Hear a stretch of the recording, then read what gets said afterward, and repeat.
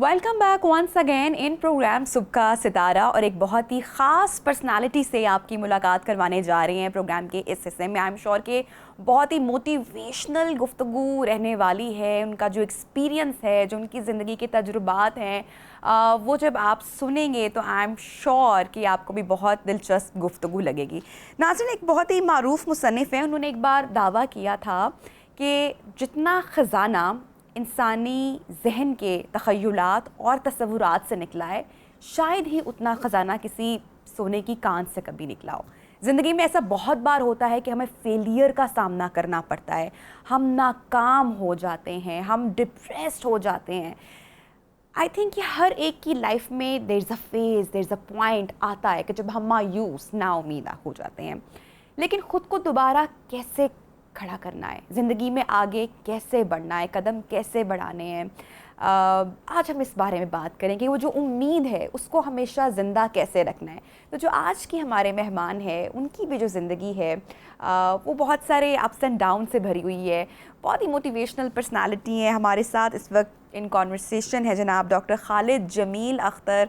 इनका क्या तारुफ़ करवाएं, इनको सहाफ़ी कहें, इनको मुसन्निफ़ कहें, तिब्बी मौलज भी ये हैं। इनकी बहुत सारी वीडियोस भी आप देखते हैं ऑन सोशल मीडिया। हरफन मौला है जनाब, हर टॉपिक पे बात कर लेते हैं और बड़ी ज़बरदस्त गुफ्तगू करते हैं। बहुत शुक्रिया डॉक्टर, आपने हमारे आज प्रोग्राम में टाइम निकाला। कहाँ से स्टार्ट करूँ ये सोच रही हूँ, क्योंकि बहुत सारी चीज़ें हैं, बहुत सारे पहलू हैं जिनको डिस्कस करना है आपके साथ। लेकिन मैं आगाज़ वहीं से करूँगी।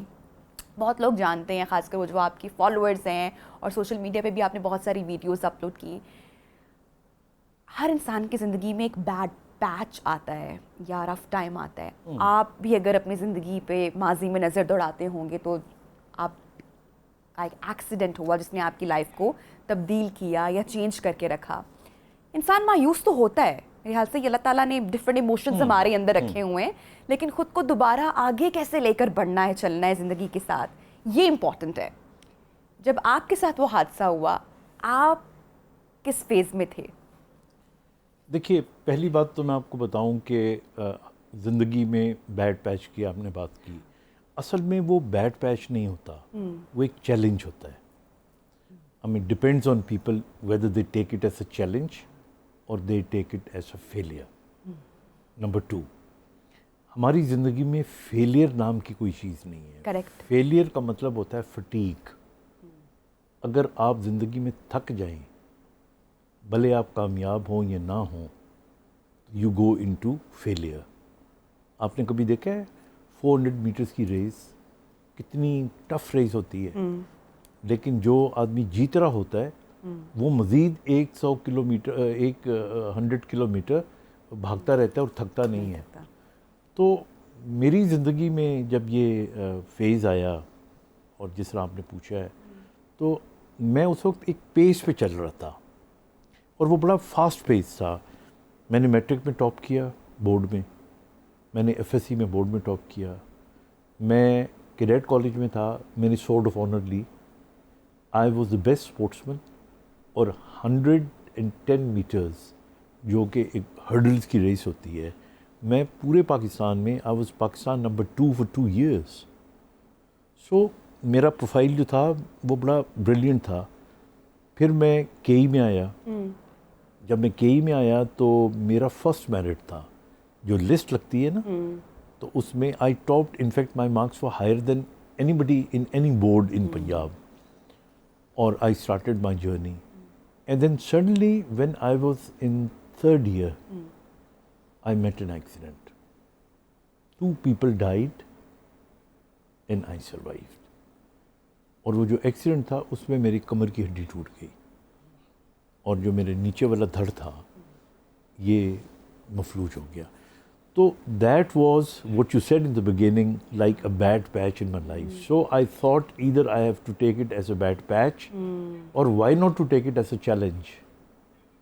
डॉक्टर साहब, आपने तो मफ़हूम ही बदल दिया ना। जिस बैड पैच या जो हम फेलियर या जो लोग हमारे कानों में डालते हैं, एक हाई करते हैं हम, जब एक आपने उसको चैलेंज कह दिया, you know, now I have to face it. जिसको हम बैड पैच कह रहे हैं या फेलियर कह रहे हैं, या हमारे प्लान्स नहीं हो सके उस तरह के, so you took it as a challenge. फिर दूसरी बात आपने बोली कि इसको हमने फेलियर नहीं कहना, फटीग कहना है, इट्स अ फटीग। एग्जैक्टली। हम गिव अप कर जाते हैं। सो ये मोटिवेशन आपको कहाँ से मिल रही थी? एक लाइफ जब इतने पेस में चल रही है, जो सारी आपने अपनी प्रोफाइल भी हमारे साथ शेयर की, यू नो बड़े बड़े प्लान्स होते हैं कि मैं तो ये करूँगा, मैं लाइफ में ऐसे होगा। सो ये जो आपने उसी टाइम फैसला किया कि नहीं, I have to face it. I think there was a little period, little time when I was really thinking कि how should I react. लेकिन I think the strongest motivation in this world is love. Love of your parents, love for a cause, love for somebody. But basically, I think the strongest emotion which ever exists on this earth is love. I remember मैं bed पे लेटा हुआ था और माई father is the first Pakistani civilian officer जिनको तमगा शुजात मिला था 1960 में, जो कि बहुत बड़ा एक अवार्ड है किसी मर्द के लिए। तो वेरी स्ट्रॉन्ग मैन। तो वो मेरे बेड के कोने में पाँव की तरफ खड़े थे। तो he was asking my doctor who was a general Nisar कि मेरा बेटा चल सकेगा कभी या नहीं। तो जनरल साहब बता रहे थे कि नहीं आप फिक्र ना करें, आपका बेटा बड़ा मजबूत है, तो अगर ना भी चल सका तो क्या हुआ, व्हील चेयर पे बैठ के भी तो ज़िंदगी गुजारी जा सकती है। तो he was trying to convince mind making. But my father was asking again and again, नहीं वो तो ठीक है, बहादुर होगा, चल सकेगा कि नहीं। नाउ ही कुडंट से कि नहीं, बाप के तो सामने कहना है। बार बार एंड अल्टीमेटली वो कहने लगे आप अख्तर साहब इतना पूछ रहे हो तो शायद चल ना सके ये। तो अच्छा, अब मेरी टांगों की कंडीशन ये थी कि I still don't feel anything. ये अगर आप मुझे काट भी देना तो I don't feel anything, I have no sensations. तो मैं लेटा हुआ था तो मेरे पाँव पे मुझे लगा जैसे कोई गर्म चीज़ गिरी है। Although I don't feel anything, it was basically a tear from my father's eye, and I felt it. तो जब उसको मैंने फील किया तो मुझे लगा मेरी तो सेंसेशन नहीं है, मैंने फील कैसे किया है, वो तो आपकी सेंसेशन ही नहीं है। फिर मुझे लगा कि नहीं, शायद ज़िंदगी में एक और डायमेंशन है, कुछ चीज़ें इस दुनिया में नहीं होती पर वो होती हैं। I mean, that's how I felt. And I said to myself that he's so brave कि उनको पूरे पाकिस्तान में एक ही आदमी मिला था तमगा शुजात का, and he's crying for me. So मैं इसके उनके आंसू की लाज रखूँगा and I'll show the world I can walk. और I think that was the turning point in my life. That motivated you कि इनके लिए। अच्छा, आपने बोला कि दुनिया में या इंसान के हमारे पास डिफरेंट इमोशंस है ना, गुस्सा है, एंगर है, प्यार है, नफ़रत है। आपने कहा सबसे जो स्ट्रॉन्गेस्ट इमोशन है that is love, power of love. थोड़ा सा इस पे मज़ीद बात करेंगे आप? देखिए, अगर आप स्टार्ट करें दुनिया का कोई भी रिश्ता जिसमें again I will come back to mother, आपके सामने हज़ारों लाखों मिसालें होंगी कि एक माँ जो है अपने बेटे के लिए, अपने बच्चों के लिए, आप इंसानों की मिसाल क्या लेनी है, आप मिसाल लें, मेरे घर में पीछे जो लॉन है वहाँ पे एक घोंसला बना हुआ था चिड़िया का, जिसने बच्चे दिए थे। और मेरी आदत थी कि मैं वहाँ जाके मेडिटेशन करता हूँ। तो मैं शाम को थोड़ी देर बैठता हूँ। तो मैं बैठा हुआ था तो मैंने देखा कि एक बिल्ला, अच्छा खासा मोटा पलवान टाइप बिल्ला, तो वो ताड़ रहा था उसको कि मैं हमला करके तो इसके अंडे या बच्चे जो भी हो खाऊंगा।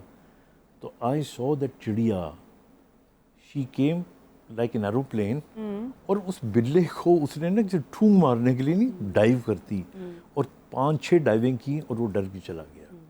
That is love. I mean, that's a love. Similarly, I think जो हमारे यानी इन रिश्तों के अलावा there is another very strong रिश्ता, and that could be your wife, that could be somebody you love in your life, or somebody who comes in your life. वो आपकी दोस्त हो सकती है, आपकी कलीग हो सकती है, लेकिन somebody you actually fall in love with somebody, falling in love with somebody, मेरे ख्याल में जो मोहब्बत है ये देने का नाम है. Giving somebody something is love, you know, not receiving it. तो ये रिश्ते बहुत खूबसूरत होते हैं, बहुत प्यारे होते हैं और बहुत संभाल के रखने वाले होते हैं. बिल्कुल बिल्कुल.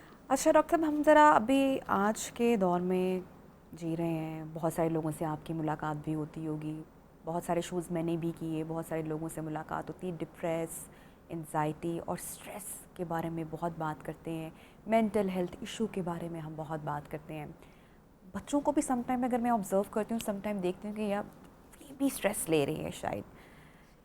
इससे कोप अप करना, स्पेशली जब आप किसी चैलेंजिंग सिचुएशन में, अब मैं फेलियर उसको नहीं कहूँगी, होती तो है क्योंकि ये भी एक इमोशन है या एक कंडीशन का नाम है, जिस तरह से हमारी फिज़िकल हमें कोई भी प्रॉब्लम हो सकती है, मेंटल हेल्थ कंडीशन भी हो सकती है. इससे डील करना ये मुश्किल है, आसान है, कैसे किया जाए? क्योंकि हर इंसान इससे आजकल स्ट्रगल भी कर रहा है. और आपसे मैं खासकर पूछने का मकसद ये है, चूँकि you had face a time जो कि चैलेंजिंग टाइम था, तो ऑब्वियसली हमारे यहाँ की जो सोसाइटी है, जो लोग हैं, वो बहुत सारी बातें कह जाते हैं, बहुत सारी सेंसिटिव बातें भी कह जाते हैं. हम उन बातों को सोचकर भी बहुत सारी स्ट्रेस, एंजाइटी और डिप्रेशन का शिकार हो रहे होते हैं. How to fight it? I think जो आपने बात की है उसके दो हिस्से हैं और बहुत ही सिंपल वर्ड्स के अंदर. पहला हिस्सा तो स्ट्रेस आपने कहा और दूसरा एंजाइटी का. देयर इज अ डिफरेंस है, दो अलग अलग चीज़ें. जो स्ट्रेस है ये बेसिकली, इसकी बड़ी छोटी सी मैं मिसाल देता हूँ. देखिए हमारे बॉडी के अंदर एक कैपेसिटी है, आप समझ लें कि एक कैपेसिटी है, एक प्याला पड़ा हुआ है और उसमें हमारे स्ट्रेस जमा होते रहते हैं. अच्छा, अगर हम साथ साथ उसको रिलीज़ करते रहें तो वो प्याला कभी भी ओवरफ्लो नहीं करेगा. लेकिन अगर हम रिलीज़ ना करते हों तो वो ओवरफ्लो हो के, जब वो ओवरफ्लो करता है तो फिर स्ट्रेस इज़ बैड. वरना स्ट्रेस के बगैर ज़िंदगी गुजर ही नहीं सकती. हमारी पूरी बॉडी जो है उसको चलाने के लिए स्ट्रेस की ज़रूरत है. आप देखें इम्तिहान से 3 महीने 2 महीने पहले लोग पढ़ना शुरू करते हैं बिकॉज स्ट्रेस होता है. नहीं जी. दुनिया में जितने रिकॉर्ड्स बने हैं वो स्ट्रेस में बने हैं, चाहे वो 100 मीटर हो, चाहे करेक्ट. तो स्ट्रेस इज ओवर. स्ट्रेस जब हो जाए दैट्स अ प्रॉब्लम. अब हमारे यहाँ स्ट्रेस से बचने के 3 तरीके हैं. पहला तरीका तो ये है कि वो जो प्याला है आपका, उसकी कैपेसिटी को बढ़ाएं. वो कैसे बढ़ा सकते हैं? वो आप बढ़ा सकते हैं अगर आप 8 घंटे की नींद पूरी करें. ठीक है. अगर आप आधे घंटे की एक्सरसाइज डेली करें और वेट कंट्रोल करें अपना, and take healthy food. Healthy food से लोग तो हमेशा बहुत बुरा भला कहते हैं ना, और ये चारों चीज़ें करने की स्ट्रेस ना लें. मैं आपको बता रहा हूँ कि ये अगर आप काम करेंगे तो इससे ये होगा कि आपकी बॉडी का जो स्ट्रॉन्ग, जो अंदर उसकी कैपेसिटी है वो बढ़ेगी. ठीक है. तो एक हिस्सा हो गया कि वो बढ़ा दिया आपने. दूसरा हिस्सा हो गया कि रिलीज़ कैसे करना है.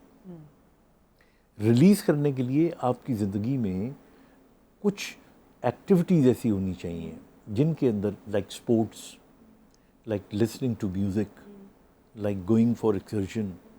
देखिए मैं हमेशा ये कहता हूँ कि हमारे यहाँ कामयाब आदमी, सक्सेसफुल आदमी वो नहीं होता कि जो टॉपर हो, जो ज़िंदगी में हमेशा पहले नंबर पे आ रहा हो. Mediocres they succeed in life better, क्योंकि उनकी ज़िंदगी के अंदर आम तौर पे स्ट्रेस कम होता है. क्योंकि जो टॉप पे जा रहा होता है तो उसको यही खौफ लगा रहता है कि मैं कहीं नीचे ना आ जाऊँ. तो इसलिए एक अपना ये प्याले की कैपेसिटी बढ़ाएं, दूसरा इसको रिलीज़ करें. और नंबर 3 आपको मैं बताऊं कि जो एंग्जाइटी है इसकी मेन वजह आमतौर पे आजकल यही सुनने में आता है ना कि देखो जी पाकिस्तान तक ही बनेगा, मेरे हालात कैसे हैं, महंगाई कितनी हो गई है, ऐसी बातें करते हैं ना. अच्छा, एंग्जाइटी बेसिकली जो है ना ये बेचैनी का नाम है. बेचैनी आपके आसपास नहीं होती, बेचैनी आपके अंदर होती है. वासिफ ने बड़ी खूबसूरत बात की थी कि हालात बुरे नहीं होते, आपके ख्यालात बुरे होते हैं। हो, बहुत प्यारी अब बात, देखें ना कितना एक जुमले में उन्होंने, बहुत खूबसूरत बात। तो बेसिकली ये होता है कि हाउ वी रिएक्ट। अभी देखें ना, यहाँ कोई चीज़ पड़ी और वो नीचे गिर जाए तो गिलास टूट जाए, तो हो सकता है आप कहेंगी ओहो हो कोई बात नहीं है, चल बेटा साफ़ कर दो। हो सकता है एक और शख्स बैठा हो और वो कहे ओए तुमने क्या कर दिया, इतना महंगा ग्लास तुमने तोड़ दिया। So you know there is a difference of attitude. तो आई थिंक इन दोनों से फाइट करने का तरीका, स्ट्रेस के लिए अपने आप को स्ट्रॉन्ग बनाएं और रिलीज़ करें अपने आप को। और आपकी ज़िंदगी में एक आध शख्स, चाहे माँ बहन दोस्त कोई हो, जिससे आप यू कैन डिस्कस, ये रिलीज़ मिलेगा। और एंजाइटी से बचने के लिए लोग कहते हैं ना, अब अभी आपने कहा कि जी कोई बात ऐसी कह देता है और वो दिमाग में घूमती रहती है। अच्छा, हमारे बड़े क्या कहते थे, हमारे बड़े कहते थे कि यहाँ से सुनो, यहाँ से निकाल दो। मैं कहता हूँ कि यहाँ से सुन के दिमाग से गुजारने की भी क्या ज़रूरत है, वहीं से यहीं से निकाल के फेंको। नहीं, बिल्कुल, दैट्स अ बेटर वे। बिल्कुल। अच्छा, अब आप देखिए मिसाल के तौर पे आपको किसी ने तंज की, या किसी मर्द को किसी ने, मैं औरत के लिए तो गाली का लफ्ज़ नहीं इस्तेमाल करूँगा, कोई इस किस्म की बात की, आपने सुनी, सुनने के बाद 10 मिनट के बाद आपने कहा ओए इसने तो मुझे ये कहा था, फिर 10 मिनट के बाद हमने कहा नहीं इसने अच्छा नहीं किया, इसने तो मुझे ये कहा। अब एक गाली या बुरी बात जो आपने सुनी, वो एक दफ़ा सुनी, 100 दफ़ा आपने अपने माइंड में रिपीट कर ली, तो वो एक गाली की 100 गालियाँ बन गई, एक तंज की 100 तंजें बन गई। So you are punishing yourself, throw it out. इस ज़िंदगी में 5-6 लोग इम्पोर्टेंट होते हैं, बाकी कोई इम्पोर्टेंट नहीं है। ये इतनी बड़ी बात आपने की है, इसको हम समझने में जिंदगी का एक बड़ा हिस्सा क्यों गंवा देते हैं गंवा डॉक्टर देते साहब? हैं। आप हम उन 5-6 लोगों की ही कदर नहीं करते, बस हम सिर्फ उनसे ही अपना बुरा रवैया इख्तियार करते हैं और बाकी दुनिया के सामने दुनिया क्या कहेगी, दुनिया क्या सोचेगी, भाड़ में जाए दुनिया। आपकी ज़िंदगी में जब तक आप बच्चे हैं तो आपके माँ बाप हैं, शादी कर लेते हैं तो मियाँ बीवी और बच्चे हैं, बहन भाई हैं। बहन भाई भी जब तक उनकी शादियाँ होती हैं they are very very close, फिर आहिस्ता आहिस्ता आहिस्ता चीज़ें जो होती हैं वो थोड़ी थोड़ी दूर होना शुरू हो जाती हैं। लेकिन ये 5-6-8 रिश्ते डॉक्टर होते साहब, हैं। आपको नहीं लगता कि मॉडर्न होने के चक्कर में हमने हमारी जो यंग जनरेशन है उनको वैल्यू से बहुत दूर कर दिए है? जिन रिश्तों की आप बात कर रहे हैं, जिस एहसास की आप बात कर रहे हैं, सोशल मीडिया पे आज बहुत सारे लोग मोटिवेशनल स्पीकर बने हुए हैं जिन्होंने शायद कभी मैं अक्सर कहती हूँ कि शायद साइकोलॉजी या नफ्सियात को स्टडी भी नहीं किया होगा, पढ़ा भी नहीं होगा, या फैमिली सिस्टम कितना सपोर्ट सिस्टम हो सकता है। हम बजाय उसकी पॉजिटिव साइड पे बात करने के, अपने बच्चों को एजुकेट और मॉडर्न करने के लिए, आपको नहीं लगता कि अब वैल्यूज से बहुत दूर होते चले जा रहे हैं? बिल्कुल। देखिए, पहले तो मैं उस जुमले को थोड़ा सा अपने अंदाज में भी रिपीट कर दूँ। आपने कहा कि आजकल बहुत से लोग मोटिवेशनल स्पीकर, मैं बहुत ख़िलाफ़ हूँ मोटिवेशनल स्पीकर्स के ख़िलाफ़ नहीं हूँ, लेकिन इस कॉन्सेप्ट के ख़िलाफ़ हूँ। और आपने बिल्कुल ठीक कहा, हमारे यहाँ होता ही है कि आजकल एक ट्रेंड बन गया है, अंग्रेज़ी की किताब पढ़ी, कामयाबी के 6 उसूल, और उसके बाद उर्दू में ट्रांसलेट किया और एक बहुत बड़े सुकरात, बुकरात और एरिस्टोटल बन के आपने वीडियो बना दी। This is not life. हमारे यहाँ जो मोटिवेशनल स्पीकर थे, मैं उसकी जगह एक और लफ्ज़ इस्तेमाल करता हूँ, and that is inspirational speaker. We should have inspirational speaker. एक आदमी जिसने खुद कोई बड़ा काम करके दिखाया हो या किसी मसले से निकल, वो जो बात करेगा उसके पीछे हकीकत और उसका एक्सपीरियंस होगा। तो इसलिए एक तो ये हमारे यहाँ जो बहुत, अब आप देख लें लोगों के सीवी में अक्सर नीचे लिखा होता है मोटिवेशनल स्पीकर ऑल्सो। ठीक है, बहुत अच्छी बात है, लिखें भी आप, लेकिन you should talk on things like you said कि आपने तो साइकोलॉजी भी नहीं पढ़ी होती and you start giving so many lectures on that. That's number, psychology पढ़ी ना, फिलॉसफी पढ़ी। और नहीं मतलब दिस इज़, देखिए ना, मैं अगेन नाम नहीं लेना चाह रहा, एक बिजनेस का बहुत बड़ा टाइकून है पाकिस्तान में, एवरीबडी नोज हिम, वो मैट्रिक पास है लेकिन वो इतना अमीर बन जाता है वो किस तरह अमीर बना, वो अगर मुझे गुर बताए कि भाई मैंने ये किया था, तो I believe him and trust him. मुझे बिल गेट जब कोई बात कहता है, या Elon Musk, oh yes, Elon Musk की मैं बातें इतने गौर से सुनता हूँ। अच्छा, इसी तरह अली बाबा, वो पूरे का पूरा उसका जो प्रोडक्ट्स है उसको जिस तरीके से वो प्रेजेंट करते हैं, तो ये वो लोग होते हैं, सक्सेस स्टोरीज हैं, सक्सेस स्टोरीज successful होती हैं, people हैं, लोग एग्जैक्टली। हैं, yes। उनको सुने, उनको पढ़ें और देखें। दूसरा, आपने वैल्यूज़ की बात की, इन तमाम लोगों के अंदर एक चीज़ कॉमन होगी और वैल्यूज़ हैं। वो आप जितने भी दुनिया के जो जिनको आप whatever you call them, whether so called successful और सक्सेसफुल, उनकी ज़िंदगी के अंदर वैल्यूज़ होंगी। मैं आपको अगेन बिल गेट की मिसाल देता हूँ। इससे बड़ी क्या वैल्यू हो सकती है कि आप खरबों रुपयों के, बिलियंस ऑफ डॉलर्स के मालिक हैं, और आप अपनी बेटी को बुला के सिर्फ कहते हैं कि ये 5 मिलियन तुम्हारे हैं और फलां फलां, और बाकी सारा पैसा आप चैरिटी में दे देते हैं। ये वैल्यूज़ है ना। मुझे याद है, मेरा छोटा बेटा, he is nephrologist and an emergency consultant in America. तो वो इधर एचसन कॉलेज में पढ़ता था, तो ही वॉज वेरी स्मार्ट। तो एक दिन क्या हुआ कि हम शिमला पहाड़ी से गुजर रहे थे, तो वहाँ पे एक मस्जिद है कोने में बनी हुई, तो इसके पास 1000 रुपया था। तो he wanted two by something. तो मैंने कहा बेटा ऐसा करो कि, बल्कि मैंने और मेरी बीवी दोनों थे, तो उसने कहा इसको कि बेटा ऐसा करो, हम थोड़े से पैसे डाल रहे हैं मस्जिद में, तुम भी डाल दो। तो उसने कहा वाई? तो उसकी अम्मा ने उसे कहा कि तुम ये डालोगे ना तो तुमको अल्लाह मियाँ कई गुना ज़्यादा दे देंगे। तो कहता है कि आर यू श्योर? उसने कहा येस वी आर श्योर। तो उसने जाके डाल दिए। अब जब हम घर आए, इत्तेफाक से अब्बा जी मेरे, माय फादर, वो कोयटा में होते थे, तो he came to Lahore that day. तो उसको मिले, तो मिल के उन्होंने 5000 रुपये निकाल के उसको दे दिए। अब वो ना, ही वाज सो हैप्पी, कहेंगे let's go to the mosque again, ताकि अब मैं 5 डालूंगा। तो this is how you teach and give values. एक छोटी और मैं मिसाल दे दूँ आपको। My mother and my father once they came to my house. तो आपने कहा ना, जिस तरह आजकल हम बच्चों की पढ़ाइयाँ हम उन स्कूलों में डाल देते हैं जो बहुत अच्छे भी हैं, और हो सकता है एरोगेंस आ जाती है बच्चों के अंदर।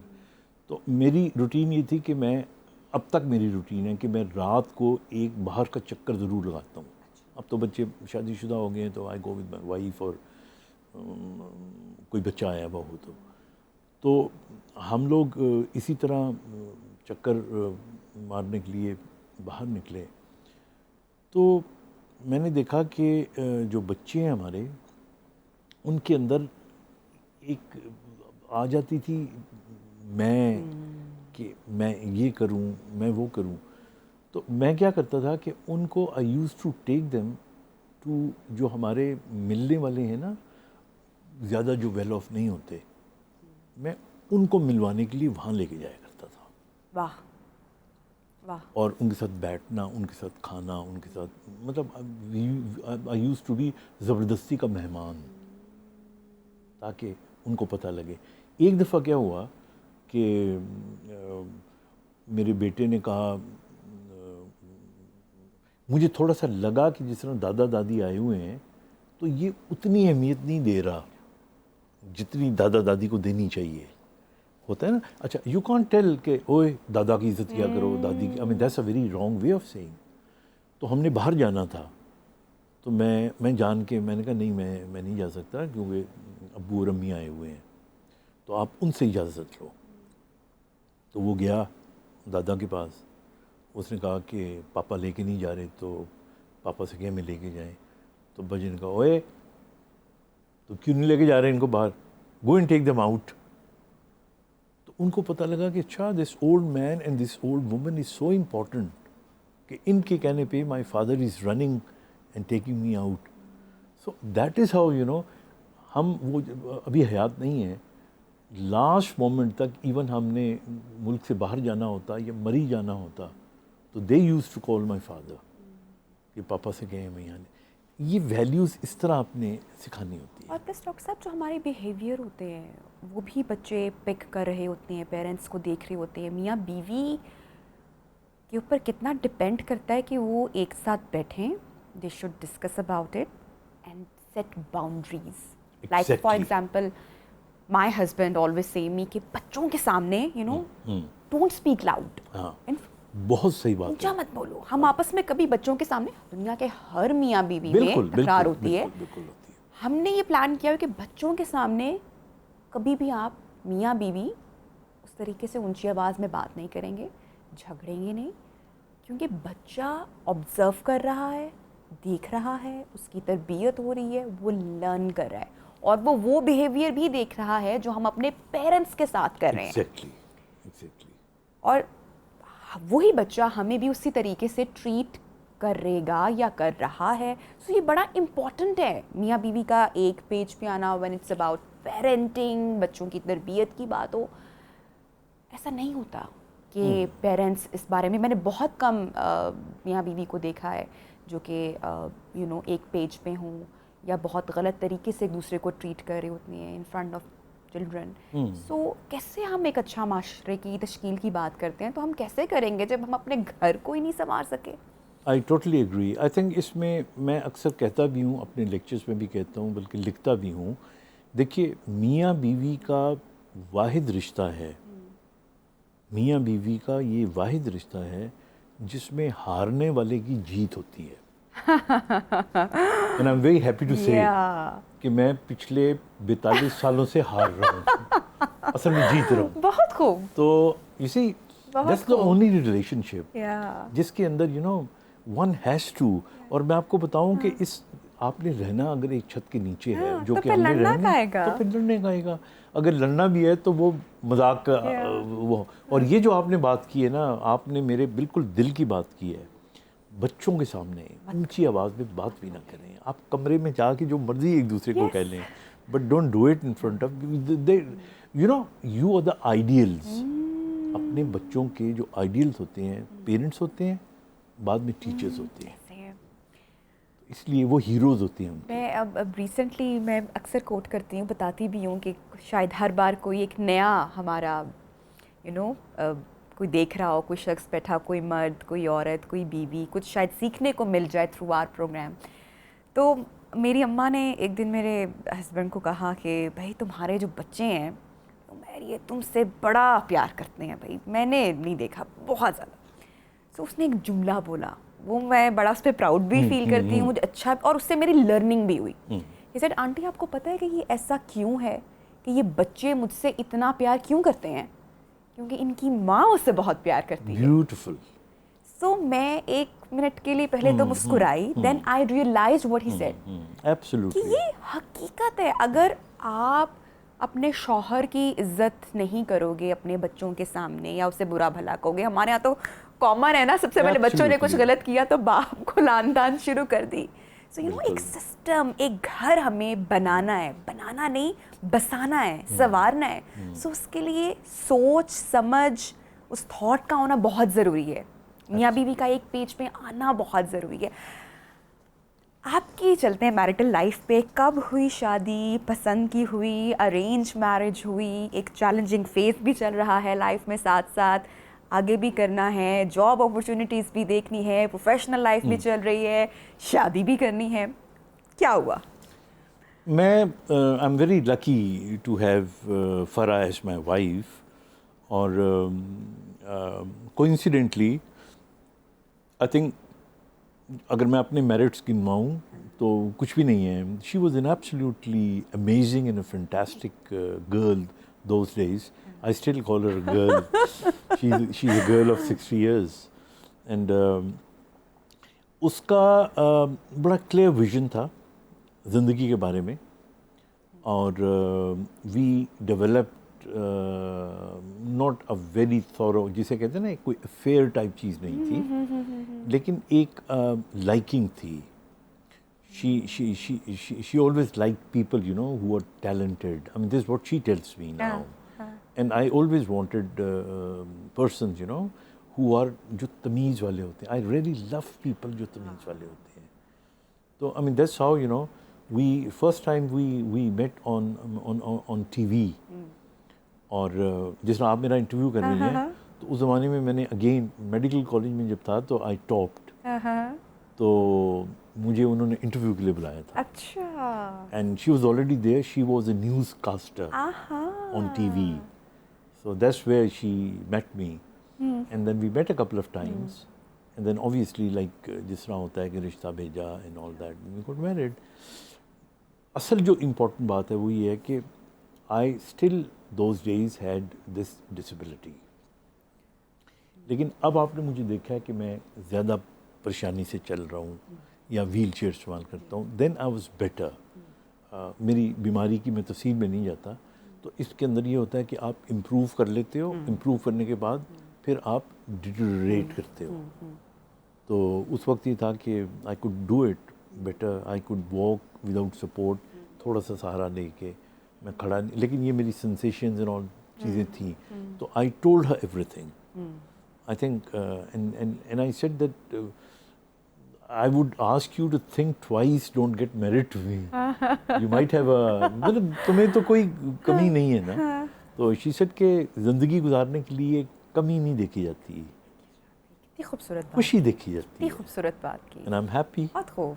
And we और are very ज़िंदगी के happy. कितने साल गुजारे आपने उनके साथ It's अभी? been like माशाल्लाह 40 कितने? years now. 40 years. अच्छा, आपने किताब अपनी लिखी जिसका टाइटल है तीसरा जन्म. उसमें एक लाइन आप लिखते हैं और आप कहते हैं कि शानज़े ने मुझे चलना सिखाया और फ़रा ने मुझे जीना. अब आप अपनी वाइफ का जिक्र कर रहे हैं जिन्होंने आपको जीना सिखाया. Who is Shanzay? अब चूंकि मैं किताब लिख चुका हूँ, हाँ, और सब जब पढ़ भी चुके हैं बेगम भी पढ़ तो चुकी हाँ, हैं. बल्कि बेगम से पूछ के ही लिखी थी. और मज़े की बात है कि बेगम के कहने पे ही लिखी थी. Because I never thought I could be a writer or I could write something. You know, my wife She told motivated me. you? She motivated me. She said, write something. I said, मैं क्या लिखूँ? कहेंगी, write about yourself. तो मैंने कहा मैं अपने पे लिखता हूँ. तो मैंने ना एक किताब लिखी कि जिसके अंदर मैं अपनी ज़िंदगी से बाहर कैसे निकला, ये डिसेबिलिटी से. तो फिर मैंने फ़रा से कहा कि इसमें तो फिर उसका भी जिक्र आएगा, शानज़े का भी. तो कहेंगी आएगा तो है तो लिखो. हाँ. है ना. हाँ. मतलब इसमें कोई. तो basically Shanzay was a girl. She was studying with me in the medical college, and probably जिस तरह होता है उस ज़माने में, you know, you are young and you always want कि आपके affairs होते हैं. So it was a kind of a liking. And लेकिन अभी कुछ भी, we had no relations. And then ultimately I met this accident. तो जब मेरा एक्सीडेंट हुआ तो I was a kind of आपने जैसे शुरू में कहा था कि जी वो एक बैड पैच जिसको मैंने चैलेंज समझा. तो I think after my father, if somebody motivated me to walk, it was she. She told me कि तुम अगर ठीक हो जाते हो और चल लेते हो और डॉक्टर बन जाते हो तो then we can live together and we can have a beautiful life. So that was again in some part of my brain was a motivation. That's why you said अपनी earlier conversation में कि जो love है and the power of love, that's the most beautiful emotion, और यही आपका support system भी होता है और ये life में आपको कुछ भी करने के लिए motivate कर सकता है. Exactly. So that girl, she motivated you to walk. She motivated. और मैं आपको एक और बड़ी दिलचस्प बात बताऊं कि देखिए हम जिंदगी में मोहब्बत किसी शख्स से नहीं करते, एक शख्स से नहीं करते. ये जुमला सुनने वाला है कि हम किसी एक ख़ास शख्स से मोहब्बत नहीं करते. असल में हमारे ब्रेन के अंदर हमारी पसंद का एक इमेज बना हुआ होता है हमारे टेम्पोरल लोब में. वहाँ पे हमारी पसंद का मौसम, हमारी पसंद का रंग, हमारी पसंद का शक्ल व सूरत, हमारी पसंद की जो बॉडी लैंग्वेज है वो होती है. और जो इंसान उस पे पूरा उतरता है हम उससे मोहब्बत करते हैं. और अगर ऐसे 2-4 लोग टकर जाए जिंदगी एग्जैक्टली में। मैंने अपनी किताब में भी लिखा है। अच्छा। तो फिर मैंने लिखा है कि कुछ लोग ये भी कहेंगे कि अगर ऐसे बहुत से लोग मिल जाएं तो उन्हें क्या कहेंगे। तो मैंने कहा फिर उनका वो जो इमेज होता है ब्रेन के अंदर वो वेग होता है, उन्हें सब वैसे ही लग रहे होते हैं, so they start running after everybody. But I think to be very serious and honest about it, I think it's that image, वो आपको कैप्टिवेट करता है। और आप देखिए ना, वरना किसी को लाल रंग पसंद है और किसी को नीला। अब नीली में क्या बुराई है, ये लाल में क्या खूबी है। किसी को बारिश अच्छी लगती है, किसी को। अब मेरा और फरा का मैं आपको बताऊं, हम दोनों एक्सट्रीम्स हैं जहाँ तक लाइकिंग्स हैं बाहर की चीज़ों की, लेकिन हमारी अपनी अंडरस्टैंडिंग जो है वो बिल्कुल दूसरे लेवल पे है। लाइक मुझे बारिशें अच्छी लगती हैं, उसको बारिशें नहीं अच्छी लगती। मुझे मेहमान अच्छे लगते हैं, उसको ज़्यादा अच्छे नहीं लगते। मुझे फ़ास्ट फूड अच्छा लगता है, वो कहती है तमाम से खाना चाहिए। मुझे सैर बहुत अच्छी लगती है, वो कहती है कि आराम करना चाहिए। ये सारी चीज़ें होते हुए, but I think there is one thing that binds us together and that thing is that image. मुझे कितना भी कभी कोई गुस्सा किसी बात पे भी आया हुआ हो, वैसे तो मैं कम ही करता हूँ, लेकिन अगर कभी आया हो, it's just I look at her and then everything goes away. वो जो इमेज है, और ये ऐसा नहीं होता कि for that you got to be very strong, very rich और वेरी प्रिटी और very you know, it's there in you. वो आपको जहाँ भी नज़र आ जाएगा, यू फॉल। तभी तो लोगों के क्रश डिफरेंट होते हैं, देखिए ना। और इतने बाज़ औक़ात डिफरेंट होते हैं कि आदमी हैरान होता है कि यार तुमको इसमें क्या नज़र आ रहा है। तो वो उससे पूछो, उसके दिमाग में क्या एक इमेज है। एग्जैक्टली। तो अब बेगम से तकरार भी तो होती होगी ना, वो लम्हा क्या होता है, उसको कैसे सॉर्ट आउट करते हैं, डील करते हैं। बहुत सारे मामला ज़िंदगी में आते हैं क्योंकि हमने प्यार की, मोहब्बत की, उस तमाम खूबसूरत इमोशंस की बात की, लेकिन ज़िंदगी में इंसान है, और भी इमोशंस हैं, वो भी आप पे कभी हावी हो जाते हैं। मैं चाहूँगी देखने वाले ज़रूर आपके जवाब से कुछ सीख सकें। आई थिंक बिल्कुल, एब्सोल्युटली, ऐसा तो हो ही नहीं सकता। देखिए, उसके अंदर मैंने एक चीज़ सीखी है और मैं अपने बच्चों को सिखाता हूँ, और आप लोग भी बच्चे हैं हमारे इस उम्र में जिसमें मैं हूँ, तो सारे ही बच्चे हैं मेरे लिए। तो मैं ये कहता हूँ कि ज़िंदगी की जो सबसे तबाहकुन मियाँ बीवी के अंदर हालात होने की वजूहात हैं, वो बहस है। बहस ना करें, क्योंकि इस बहस में जीतने वाला कोई नहीं होता। बिकॉज वो बहस थोड़ी देर के बाद ईगो में कन्वर्ट हो जाती है, और फिर ईगो जो होती है वो आपके अंदर एक किस्म की आग लगाती है, एंड देन आपका जो लॉजिकल माइंड है वो काम करना छोड़ देता है, और जो आपका इमोशनल माइंड है वो, आप देखिए दुनिया में जितने भी खुदा न खास्ता ये बड़े क्राइम्स होते हैं, ये लड़ाइयाँ, आपने अक्सर ये अखबारों में पढ़ा होगा कि जी बीवी को मनाने के लिए गया और बीवी को और उसके भाई को या फलाने को कत्ल करके आ गया। वो क्या हो, वो 4-5 लम्हे थे जिनके अंदर वो सुलगने वाली आग took over the logical mind. इसलिए आई ऑलवेज से कि जब भी आपकी आपस में कोई तू ता होने वाली हो, तो आप कमरे से बाहर निकल जाया करें और कहा करें पागल है।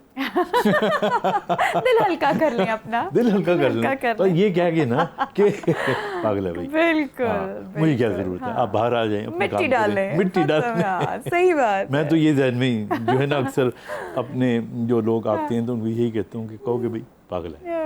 डॉक्टर साहब, थैंक यू सो मच। अभी ब्रेक पे जाने का कहा जा रहा है। बहुत ही अच्छी गुफ्तगू आपसे रही, बहुत सारी बातें थी जो आई वांटेड टू आस्क, लेकिन इंशाल्लाह हम एक और कॉन्वर्सेशन डिज़ाइन करेंगे इंशाल्लाह। प्रोग्राम में लेते हैं नाज़रीन एक छोटी सी ब्रेक, और ब्रेक के बाद आपको ज्वाइन करेंगे। And I am sure doctor साहब की बातों से आपने बहुत कुछ सीखा होगा। मुझे तो बहुत मज़ा आया, आई एम श्योर आपने भी इंजॉय की होंगी। Take a break.